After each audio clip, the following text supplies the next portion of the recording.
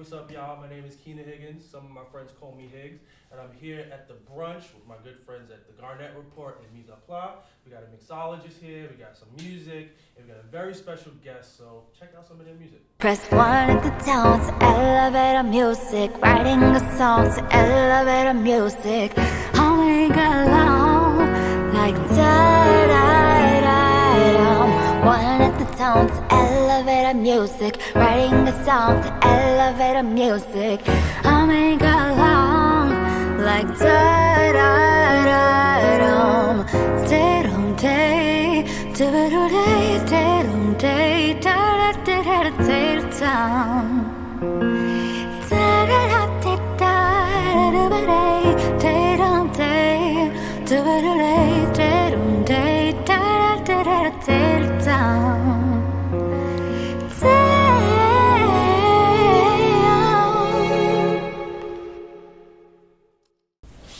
Love that, love that. All right, so we're here with Shenna. How you doing? I'm good. How are you doing? I'm pretty good. You know, it's a nice day in the city, Right. so yeah. But tell us a little bit about your music and just, well, first of all, talk about your upbringing and just where you come from and just your background and things of that nature. Yeah, for sure. So I was born and raised in Virginia, Woodbridge, Virginia, close to D.C. I went to Howard in D.C. before moving here to New York. I've been living here for a while now. I did 2 years at Howard, and then I got signed to a sync licensing company for my music, for like TV and film, and yeah, I just love the New York culture. I love just meeting new people all the time, and my genre, I kind of say it's like R&B pop.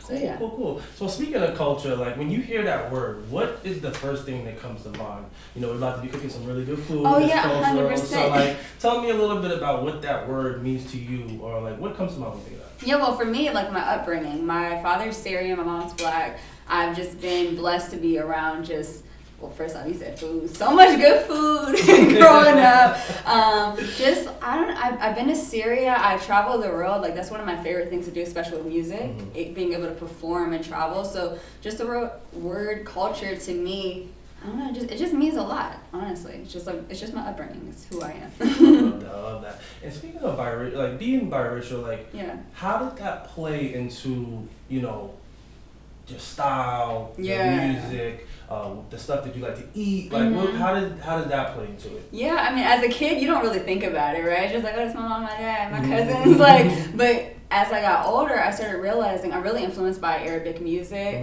My father played it a lot, and then when I went to Syria, I always wondered, where did I get music from? Like, nobody on my mom's side, well, some of my cousins sing, but when I went to Syria, everybody sang. And it was very interesting because we communicated through song, because I don't speak it fluently, so I thought that was very special. Nice. All right, well, yeah, so let's go get a drink. I'm down. I'm definitely ready to get Let's go. going, so we'll get that going, and then I'll ask you a few more questions. All right, sounds great. Yes, let's do it. Now, yeah, so for this cocktail, we want to just do something super simple. We want to accentuate the rum. We don't want to overpower it. So we're going to start with a little bit of fresh blackberries. Just put that right into the bottom of your mixer, if they want to come out. Right. And then a little bit of a cucumber, like 2 or 3 slivers. And then the part that is important for this is I made a white tea, ginger, lemon, simple syrup, just to kind of accentuate the flavors of this organic rum, which we don't want to overpower. We just kind of want to make it very happy in a drink. So for that, we're just going to do about an ounce, nothing too much, because we're also going to get the sweetness from that blackberries. Right. And then to that guy, we're just going to crush them up a little bit, give them a little bit of that. Get them all. A little bit of ice.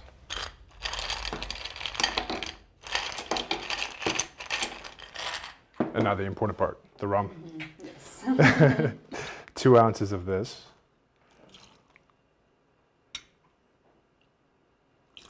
Now this rum is really smooth, so again, this is one of those things that if you wanted to just put it on ice or a little bit of water into there, it's definitely one of the rums that can stand on its own. Then now, we're going to do half of a juice of lemon. Watch out, sorry. No, you're fine. Don't want to get you in the eyes. The coconut water. Okay. This could also be about 2 ounces.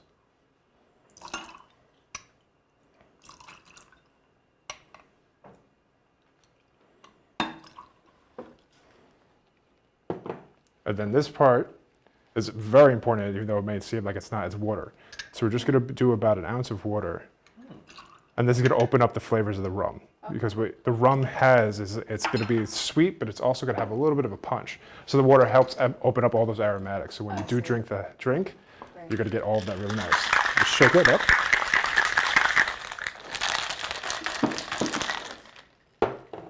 Put some ice into your cup.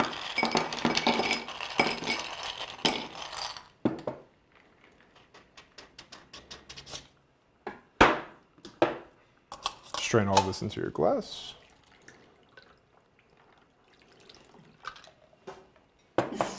Then garnish with a couple fresh blackberries. Can't forget the garnish. Right. Definitely not. Very You need something to eat while you're having the drink. Then we're gonna take a couple of slivers of cucumber. We're gonna put it in lemon juice, then coat that in sugar. A little bit of candy with your drink. Right. And the final touch, take your zester, just have some lemon zest right on top of there.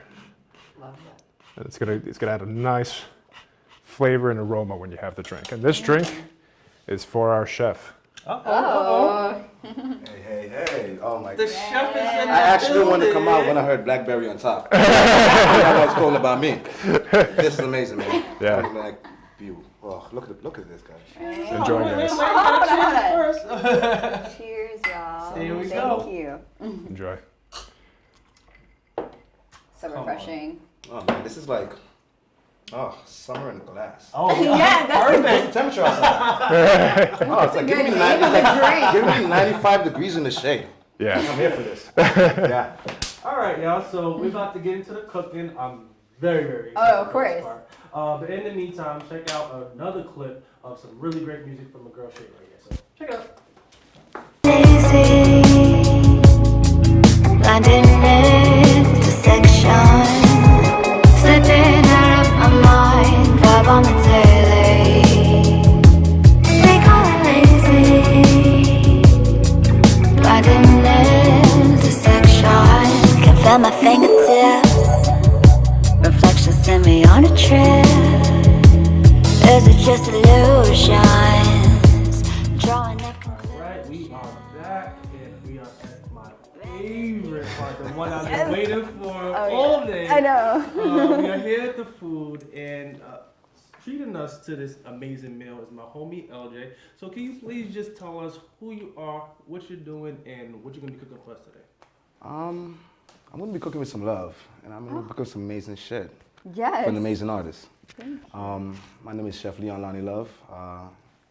I cook with love. That's what I do, man. And I like to engage folks in awesomeness.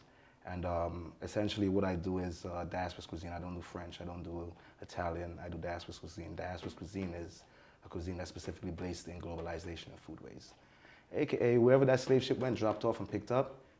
We're implemented there. You know, I mean, we have space there. We hold space there, and these recipes and these ideas come from that space. That's really cool. So Yes. this is perfect for you. Yes, there you go. And a little bit about you. What were some of the foods that you remember growing up, like cultural to you, or something that you some of your favorites? goodness. Like, what do you? Tell me a little bit. Okay, about you know, I was like, your okay, palate. I don't drink a lot of alcohol, but I'm a foodie. If people know me, they know I'm gonna try anything. Invite me, Ethiopian food, whatever it is, I'm there. So my father is Syrian, so he used to make baba ganoush, hummus, all the spreads. The Great Lee's like homemade, kibbeh, all of that. My mom's black, all the soul food, come on, like Thanksgiving was the spot. So I'm just really excited. I see all these spices here, and yeah, let's get into it. Nice. So just walk us through like what we're gonna be trying today and some of the ingredients that you got coming out. It looks colorful, Yes. amazing, tasty, and I'm just excited. So take it away, kid. Essentially, we have here, based on our amazing guest, I curated this dish from some of your southern roots, some from your Syrian roots, and also some of the things that basically a lot of things that you say you love. Okay. Okay, so please tell me about the pita pockets with hummus. Because I could imagine if I'm that kid with PB&J, Yes. and you pull out, I don't know how that might go, man. It might be Okay, so snack time. Let's bring it back a few go.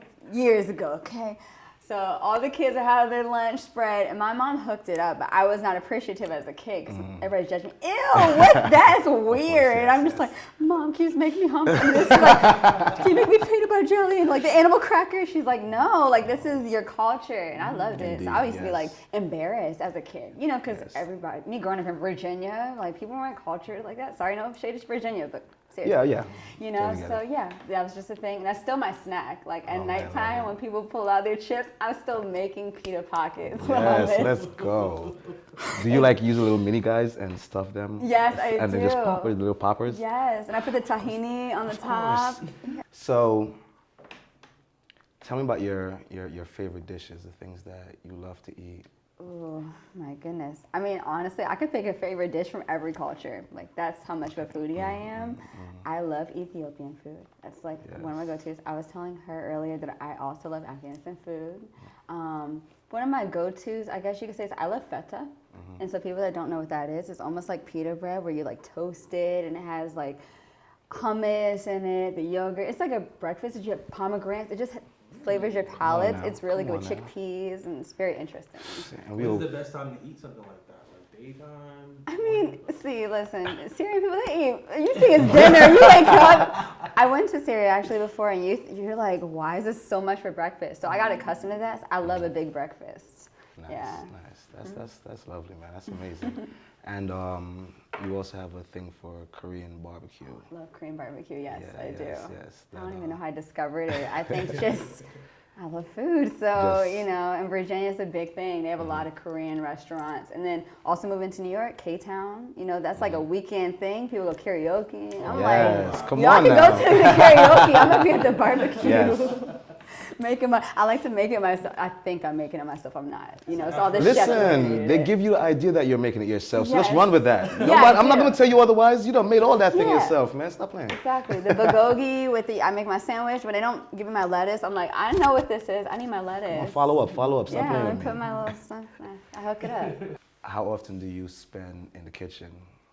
I mean, because of the pandemic, a lot more than I was Okay. before. So I started learning some recipes. You watch me looking at the YouTube videos. I didn't say, I'm not you. That's your thing. You're the best. But I'm trying to get better. I got my little go-tos. I let it do what it does, but this is the thing. We all have that inside of us because I don't pride myself on the fact of like the training. Like my training was life. Okay. My training was the conversations I had with moms and pops, with aunties, you know, and those experiences kind of like is what kind of manipulated what is it that I'm doing right now. Right.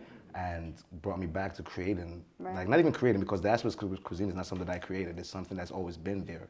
But I just believe that how it's something that needs to be highlighted because it's unspoken. It's Right. muted. Right. You know, all of our parents, our four parents was doing this. Right, exactly. But it wasn't being doctrinized. It wasn't being institutionalized. So somebody got to speak to that. You know what I mean? And I think that's what this is, and that's the space that we're in right now. Love that. So I'm gonna have you hop in here with us and create some magic. I'm not gonna give you nothing too too intricate, you know. But I want to see how that hand move real fast. With that whistle, with that hand. All right, you got me. He's gonna. Tell me a bit about this new joint you dropped, or the most recent project you dropped. Yeah, for sure. So I was telling everyone, I base my projects on colors. So my last project was called Made of Gold, and this next one is called Left on Red. I haven't released the title yet, so y'all hearing it first. It's about kind of being out of touch with social media, because I feel like we're always on social media, and sometimes you gotta leave it on red, you know? Absolutely. A little meaning to it. And then I released Elevator Music, which is the second single off the project. So, and it also deals with social media, your phones, and, you know, just having to pause from that world. Because it's a whole different world than what real life is. So, yeah. For sure. I have a question. So, as an artist, I know, especially as a new artist or up and coming artist, a lot of, you know, as a journalist, I'm not speaking from an artist perspective, I didn't know it from just interviewing, but a lot of new artists, they have aspirations for like their career, whether it's the next 5 years, 10 years, even if it's next year. Tell me a little bit about your aspirations in music, whether it's from collabs you have that you like really want to get off, or just maybe brand partnerships, right? Anything like that that's like pertains to your career. Yeah, I mean, I've been blessed to be able to already hit some of those things that have been on my vision board. Nice. Yeah, so I'm really excited about that. Like one of my things, I'm really into basketball. I used to play as a kid, and I just got a placement for the WNBA. So I'm very excited about that. So it's like, awesome. Congratulations. Thank you so much. I think for me, I love overseas. I love traveling. And so one of the things I want to do is really touch on like the UK market, because I feel like my music really fits that even more than America. Like no shade to America, but I'm trying to travel, eat this good food everywhere. Yes, of course. You know, get with the culture. So yeah. Tell me a little bit about this partnership that you got going on. Like, that sounds really big. Oh my God, it was so random. You know how you just meet people? Like how we're all connecting today. I met a friend, because I already write for TV and film, but they were like, it's funny, I actually recently lost my voice, just got it back. Thank God I could talk now. I sound like Kermit the Frog for a while. But they hit me up, they're like, yeah, we're looking for a female rapper. And I was like, y'all got the right number? Like, cause I'm a singer. But my voice was mad raspy. So I was like, I can't turn this down. I was like, and when people submit, it's like, honestly, like you're submitting into the fire. So many people are submitting. I was like, I'm gonna figure this out. What do you want? Like Missy Elliott. I was like, I'm from Virginia. Let me just channel my Missy. You know what I'm saying? And they picked me. For knowing your music, correct? Yes, there we go. But yeah, they picked me, and I was very shocked. Then they said, can you perform at the game? It's for like the Connecticut team, Connecticut Suns. Yeah, so I'm excited. I'm really excited. There you go. I wish you all the best with that. And then like, if it's anything like what we've already heard, I already know this one. Oh my gosh, thank you. I mean, I can't say my rap sounds the same. So when you hear the bars, it might be a little corny, but I tried my best. Listen, it's about growth as an artist. You did the thing. We're gonna have you go ahead and throw that in the pot. Of course. You know, you have to flick your wrist at the same time while you pour. Oh, okay. Very crucial to the game. See, I've been taking shortcuts on my cooking. See, nah, they can't take no shortcuts Sorry, here, man. I'm learning today. Shortcut, draw blood. Yeah. There we go. All right, so you got that guy going. Awesome. So essentially, you just want to keep that wrist going, keep it moving around. Once it starts to come together, you add your butter in there, but you'll be a few steps away from that. But okay. you got a nice little wrist. A little I feel like I need some music to go with this, right? That's what I'm talking about. I'm sorry, cooking. Yeah. Got to put some swag into it. Yes, there we go. All right. Well, let's talk a little bit more about music. No, yeah. I'm gonna take this away from you. Thank you. I'm not doing it right. In terms of, I think that the theme that we've been kind of going with all day today has been culture. Right. And when it comes to having your culture and then having your music career, how do you incorporate the two? Like, do you feel intimidated by it, or do you feel like a pressure to represent yourself and your culture right? Or like, how does that process go for you? I feel like nowadays it's a time, you know, people are like waking up. I feel like people that, it just, to put it into your music, like, especially with Arabic music, I don't feel like it's shown as much in the American culture, I guess you could say, or the American music industry. So like for my next project, I do have like some songs where I'm like trying to incorporate some of the riffs or melodic melodies in it, just to show people like, hey, but I don't feel pressured. I just feel like it's just me, you know? I just always want to stay true to who I am. So let's get back into talking about music a little Yes. bit. So how do you incorporate, you have your culture, you Yes. have your music, how do you incorporate those two? You know what I mean? Like, I noticed that, you know, me as a huge Aaliyah fan, I remember when Timbaland was giving her a lot of beats and he was inspired by like Bhangra and that whole entire like era, but at the same time, because he wasn't from that culture, he got a lot of flack from it. Yeah. As opposed to like appropriation. Exactly. So for you, like, how do you ride that wave? And, you know, coming from the culture, how do you represent it, like, to the best of your ability? Yeah, I think for me, it was just something natural. Like, it kind of came out without me even, like, forcing it, because I listen to so much of it. Even though I don't speak it fluently, I listen to so many melodies that even when I do my runs as a singer, it comes out. And it's a little bit interesting, because it's like, I wasn't trained in that, but I kind of was, because since a kid, listening to that music, you know? So, yeah. Cool. And, you know, speaking of the eras of music, what would you say is your favorite era of music? Ooh, it gotta be like in the 90s and the early 2000s, because it is not it right now. Like, there's still some gems in there, you know? But I need some timeless music to come back, because there's not really a lot of music right now, currently, no shade, but it's like, that I can hear myself jamming to in like 15 years.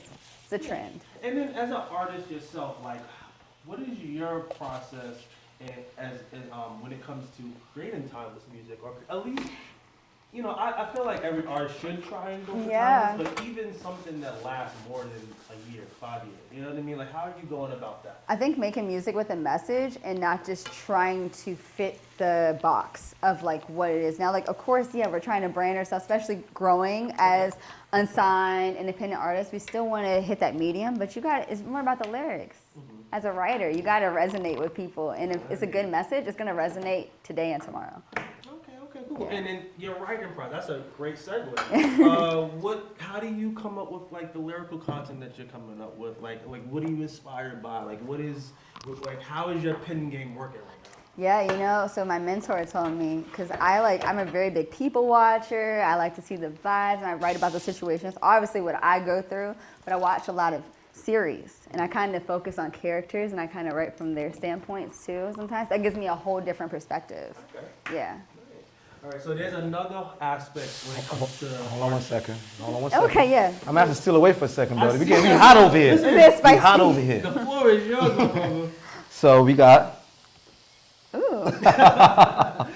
So we're gonna go ahead and throw. Right now, we're gonna make our reduction, our jus. That's gonna go on top of this. And usually we use a form of wine, but right now we're gonna use our sponsor's rum because of that organic, spicy flavors, all those notes that's happening inside there. I think it hits right with this. So let's go. So go ahead and just pour this guy inside here. How much am I pouring? You're gonna pour, baby. I'm tell you when to stop. I got you. No, you're gonna tell me. You're gonna tell me when to stop. Go ahead. Go ahead, pour. Yeah, baby. Come on. Stop. Thank you. Yeah. So. What she added in there, guys, is about a cup. So we added a cup of that spicy good, goodness in there. So you guys smell that? If you can smell what I'm smelling right now, you'd be excited. So also what we have over here now, you guys know about this. This is saffron. This is gold. This is shmoney. I go to the strip clubs and I throw this at, you know what I mean? No, you don't. This is a it's money friendly show, right? The kids haven't been in tune yet. So this stuff is very bad. You still seem very shocked. No, it's funny because my reaction would be, can I come with you? Yeah, we could make it rain saffron together. Come on now. Come on. So we're gonna go ahead and add some of this guy in here. Okay. And once we add the saffron in, we're gonna pour some of this. I'm gonna have you go ahead and do that. Thank you. Pour some of that nice hot water on top. Cool. You gonna tell me when to stop? Pour all of that. Okay, cool. Yeah, it's your world. There you go. Awesome sauce.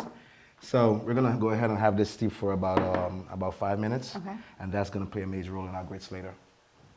Talk to me about your favorite song that you've either written or recorded, or what's a song that stands out to you that you could consider like your baby? Yeah, I have a few babies. I would say recently They Call It Lazy was my baby because I went into a different zone. You know when you're writing and you're like not here? Like it's like an outer body experience. Like that's really how I felt because I just had like the beat and I just went in this vibe. And after I like voice memoed it and I was like, huh? What? Like, it's not even just to be like pat on the back or nothing, but it was just like, I don't remember writing that because I was in such a zone. So that's my baby. But also like Take Your Time was the first song that I ever got on a TV show. And that like really set my career. So it's like definitely one of my babies. It's one of those songs like, you know how Beyonce got her single lady? So like, it don't matter where she is in her career, she's gonna perform it live. That's what that song is for me. All right, so and one thing that I really want to talk about, I like to consider myself a stylish person, but you are just killing it. I'm pretty sure y'all can see like head to toe. They can't see the shoes, but you definitely got a nice little 6-inch going on over there. Listen, I hooked up from the stylist on set today, okay? He's stylist. Yeah, but talk to me a little bit about how fashion plays a part into your career, whether it's musically or just personally. Anyway. Yeah, I'm a very eccentric person, I would say. Like, I'm just very bubbly, and it's like what you see is what you get. Like, this is me all the time. Really? You wouldn't say. I'm done. I don't know. It's just, this is me, and like with my clothes. I remember even in high school, people were like, what are you wearing? I used to thrift before it was like the thing. you know? So I remember getting some looks, and I was like, I don't care what y'all think. Like, you know, it's just me. I just feel like clothes is just how you express yourself. We already know that, but yeah. And that's how you have to be about it. And I feel like that, in a way, prepared your music career because like once you get that confidence in yourself from the style, the music, nobody can tell you anything. Yeah, you but know what I mean? It's always great saying it from a stylist's eyes. Like, shout out to styling me, drip me out today, because I like to see what somebody else puts me in, and then I feel even more like, okay. Like, I was walking in today, I was like, now I'm like, thanks to him. Yeah, hopefully on the next run, our stylist can hook me up to see this. I'll be back at it again. I'll be back with the food. All right, so if you notice, you poured a cup in here. Yes, and it's look. probably like nothing in here right now. So what essentially we did, we kind of brought down all of that, all the alcohol was burnt out. Now we're down to pure flavor. Oh, pop. We in BK. Pop Smoke still out here. You know what I mean? Grits is looking real happy back there. So we reduce it down where it's just pure spices, pure flavor, pure goodness. And what you're gonna go ahead and do now, I have a little bit of jus. You're gonna pour this in. Okay. All right. There we go. And I'm gonna get back over here and make some magic happen. Just want to say we've been cooking wrong our whole lives. Like, now there's a step. While learning some things, please take note, y'all. So one thing that is a very, very important part of any artist's career is live performance. Absolutely. For some artists, that's how they make it. Oh yeah, 100%. You know, especially like throughout the pandemic and coming out of the pandemic. Yeah. And like that. So for you, like, tell us a little bit about the process of putting together a live show, coming up with the creative, and then ultimately, like, you know, coming up with something that will be lasting. Man, honestly, there's so much work that goes into a live show. Like, just from, I love watching live shows. It's so weird. Like, when you invite me to a concert, I'm not just there enjoying the music. I'm looking at every detail, from like the keyboard to the drummer, and I'm just very hands-on. So I love to have my band because it's an experience. It's not just about me. It's about every single person on that stage because they work hard to be there. So I like to have my dancers, my band. That's why I love performing at festivals because the energy is like, it's an experience, but it's so much work. Like, you watch all those documentaries and you see the artists, that is no lie. And I want to give that same experience. I don't care if you never know me, like, I want to make an impression when you see me live. So I'm very picky. Yeah. What's the one thing that you want people to take from you as an artist, whether it's the message of your music or just your personality, which is just A1. But, like, talk to me a little bit about that. Yeah, I want people to take away, like, honestly, I want them to look at me and just say, yeah, I could achieve that too. Like, first of all, I'm a Black Syrian pop artist. Like, that is such, like, a different mark. Bap. Like, it's just like, you know, people hear me sometimes. It's very interesting. On TV and film, people hear my music, Shazam it, they see me, they're like, huh? You know, it's a little bit confusing at times to them, but at the same time, I want people to see and like, yo, you can do whatever genre, you can wear whatever you want to wear. And especially to like young kids growing up, I want them to see too. So I'm going to take, I know we've been having a lot of fun today. Yes, we have. I'm going to get a little bit touchy right now. Okay. As you know, one of the biggest things that has been going on around just over the past couple of years is social injustice and things of that nature. And a lot of the things that we're noticing is that a lot of artists are using their music and their platform to talk about it. Yeah. Or to, at the very least, just like make certain things aware that deserve to be aware. Yes. Are you doing that in your music, or are you like planning on doing that, or how are you doing that? Yeah, for sure. I mean, like when they were doing all the marches, I went right down to DC and, you know, told people to come march with me, come be here. Like, 'cause we have to use our platforms. This is more than just a brand. Because I know a lot of people were a little bit scared, you know, just same with politics and all of that. But this was such an important time, you couldn't be quiet. You know, so you have to use it. Yeah, and even just from somebody who's a person of color, and you know, you might not have a family member or a person that's in it, but you, it's still real, yeah, 100%. Yeah. So I definitely commend you for that, because I've, you know, as a journalist, like, you know, this is something that I'm writing about all the time. Absolutely. And then you see like artists who, you know, some are doing it this right. way, some are doing it that way. And you know, you can't judge too much, but at the same time, it's like, you know, what's really important. People are always watching. That's something, and you're gonna not. Somebody told me something. I remember as a kid, like, you're never gonna make anybody happy. Everybody happy. I'm sorry. You're not gonna always make everybody happy, but you just gotta stay true to like what you believe in. So that's what I would try to do.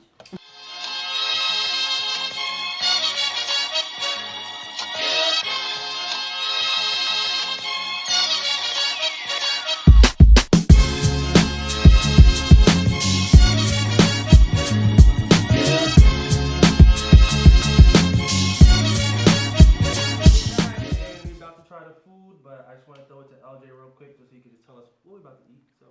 So guys, we have the awesomeness of a saffron smoked grits with, so the short rib is braised in the spices of kalbi palau. So, but it's not the palau is rice. There is no rice here, but we use the spices from the kalbi to essentially braise down the short rib, and we tops it off with a lot of those flavors. So it's bringing you right back to, you know, a place that you love, a place of comfort. Yes. All right, so let's get in here, man. It's like no more. We've been doing that all day, man. Like. All right, y'all. So we about to dive in. Let's go. Thank you so much for joining us for the brunch. Thank you to my new best friend, yes. Jay. Forks up. LJ. Forks up. Join us next time for lunch.